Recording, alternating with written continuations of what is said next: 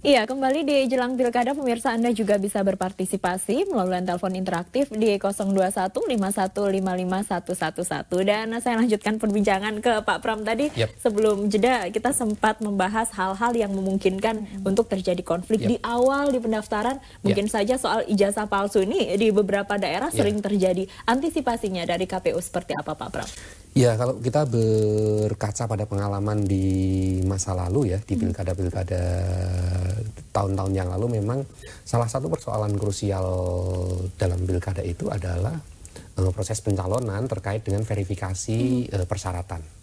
Jadi ada beberapa persyaratan yang memang itu potensial menimbulkan kecurigaan, menimbulkan persoalan yang berkepanjangan gitu ya. Salah satunya adalah soal ijazah. Kita kalau berkaca pada pilkada 2010, 2011 dulu di beberapa daerah itu soal ijazah itu teman-teman KPU waktu itu sebagian bekerja tidak profesional, tidak berintegritas, sehingga meloloskan kandidat-kandidat yang diduga ijazahnya sebenarnya aspal, gitu ya. Atau di sisi lain kemudian tidak meloloskan kandidat yang dari sisi administrasi sebenarnya memenuhi syarat. Nah, kayak gini-gini nih. Jadi kenapa persoalan pencalonan ini krusial bukan hanya bagi pasangan calon tapi bagi juga KPU, karena di situ titik krusialnya siapa yang lolos jadi calon atau tidak itu di situ. Gitu. Nah, dalam konteks itu penting bagi teman-teman KPU di daerah untuk memastikan bahwa proses verifikasi atau penelitian dokumen persyaratan termasuk di dalamnya soal ijazah itu harus dilakukan dengan profesional dan berintegritas. Tidak boleh main-main, tidak boleh main-main, tidak boleh macam-macam. Apa yang ada itu yang diperiksa sesuai dengan faktanya. Tidak boleh karena tekanan, tidak boleh karena pesanan, tidak boleh karena interest pribadi gitu ya. Karena ini ujungnya akan sangat panjang sekali. Betul. Akan berkepanjangan di berbagai daerah dulu 2010-2011 saya ingat itu berakhir menjadi konflik kekerasan yang sangat masif, dan itu kan patut disayangkan karena selain soal pilkadanya juga ternoda, kos sosialnya kan juga menjadi sangat besar begitu karena menimbulkan trauma di sebagian masyarakat kita begitu. Nah, karena itu kita ingin memastikan untuk verifikasi pencalonan itu betul-betul dilakukan dengan benar begitu. KPU juga kita harapkan tidak hanya bersikap pasif terhadap informasi-informasi mengenai dokumen persyaratan yang diduga tidak benar, tetapi juga harus sedikit proaktif gitu ya. Jadi selama ini kan teman-teman KPU itu kalau nggak ada laporan resmi bahwa syaratnya dia tidak aspal misalnya, kalau nggak ada laporan resmi itu tidak perlu ditindaklanjuti begitu. Jadi kalau hanya informasi seliweran di media sosial misalnya itu kadang-kadang tidak ditanggapi gitu. Tapi bagi saya yang seperti itu teman-teman KPU harus proaktif.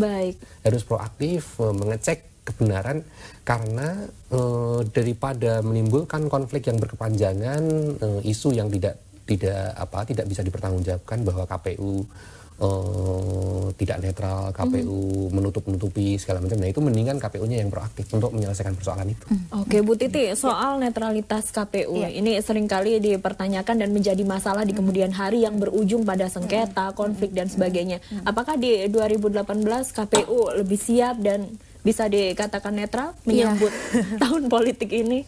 Ini kan tidak hanya bicara ketika fase pencalonan, justru kalau kita lihat nih Mbak Ayu, dari data saja, anggota KPU yang dikenai sanksi DKPP itu paling banyak ketika proses penyelenggaraan pilkada dibandingkan pemilu legislatif dan pemilu presiden. Kenapa bisa begitu? Karena ketika pilkada itu kan segala kepentingan campur baur dan wilayahnya juga kecil. Kadang-kadang penyelenggaranya bersaudara dengan calonnya, saling kenal.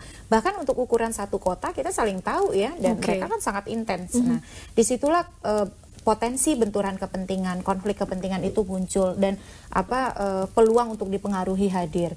Nah, itu yang pertama. Nah, yang kedua, ada juga tantangan besar bagi KPU. Kalau tadi kan soal netralitas ya, soal bagaimana mereka menjaga integritas. Yang tantangan berikutnya juga yang bisa mempengaruhi integritas KPU, sebagian besar bahkan anggota KPU itu akan berakhir masa jabatannya ketika menjelang penyelenggaraan pilkada. Bahkan misalnya sebagai contoh di Sulawesi Tenggara, Sultra, dari 17 kabupaten kota yang ada, 15 kabupaten kota itu akan berakhir masa jabatannya 26 Juni, sehari sebelum pilkada. Jadi berarti kan proses seleksinya kan sudah berjalan dari mulai Januari. Bisa dibayangkan kalau proses seleksi berjalan dari bulan Januari, saat yang sama mereka nangani proses pilkada, pencalonan, tiba-tiba tidak lolos proses seleksinya. Nah inilah kalau tidak kuat-kuat membentengi, potensi permainan kong kali kong itu sangat bisa muncul. Itu dari sisi integritas. Dari sisi profesionalisme, bagaimana mungkin misalnya ketika mereka harus menyelenggarakan pilkada, tiba-tiba KPU-nya berganti nih, misalnya dari 5, dari 5 jangan 5-5-nya deh diganti, misalnya ada 4 baru, 1-nya lama. Wah ini kan harus menyinkronkan adaptasi lagi. Jadi ini juga jadi tantangan besar bagi KPU, bagaimana suksesi keanggotaan yang berlangsung di tengah tahapan pilkada itu tidak mempengaruhi integritas, tidak mempengaruhi komitmen, sehingga mereka tidak rentan diintervensi oleh calon atau kandidat. Baik, Pak Pram, tanggapannya ini di daerah-daerah ada yang masa jabatannya akan habis, antisipasinya dari KPU pusat ini seperti memang problem krusial yang dihadapi oleh KPU, salah satunya soal sebagian besar KPU provinsi dan kabupaten kota itu berakhir masa jabatannya di tahun 2018 memang, Mei, Juni, Juli, Agustus begitu ya. Nah ini juga masalah di undang-undang kita, itu sama sekali tidak memberi ruang untuk perpanjangan masa jabatan.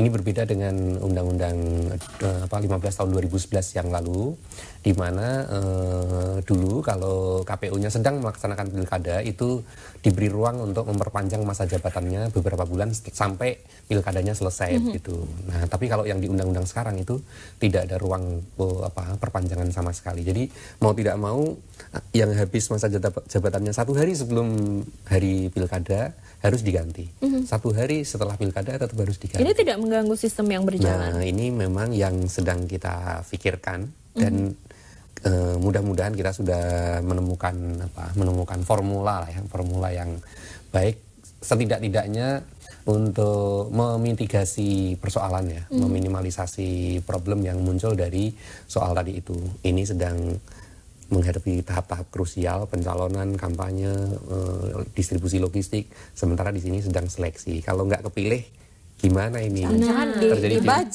demoralisasi yang besar-besaran kan, terjadi demoralisasi, kadang-kadang rapat pleno sudah males-malesan, datang ke kantor juga udah males-malesan, penetapan atau cari-cari peluang kan? Nah kadang-kadang itu tapi sudah kita diskusikan secara intensif di KPU, kita diskusikan berbagai kemungkinan sehingga persoalan-persoalan yang tadi itu bisa kita minimalisir potensi. Kita bahas kemungkinan-kemungkinan yang usai jeda, pemirsa. Jelang pilkada kembali usai jeda berikut ini.